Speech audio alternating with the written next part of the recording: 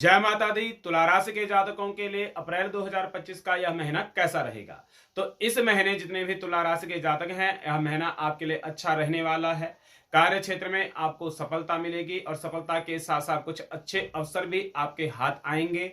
आपका आत्मविश्वास भी जो है बढ़ा हुआ दिखेगा और आप अपने कार्यों को और भी प्रभावी तरीके से और भी अच्छे तरीके से जो है कर सकेंगे। प्रेम जीवन की अगर बात की जाए तो प्रेम जीवन में संतुलन आपका रहेगा और आप अपने साथी के साथ जो है अच्छा समय भी जो है बिता पाएंगे। आर्थिक दृष्टि से अगर बात करें तो आर्थिक दृष्टिकोण से यह अप्रैल का महीना जो है आपके लिए बहुत ही अनुकूल रहने वाला है। विद्यार्थियों के लिए भी यह महीना बड़ा ही शुभ फलदायी कहा जा सकता है, जितने भी तुला राशि के विद्यार्थी हैं।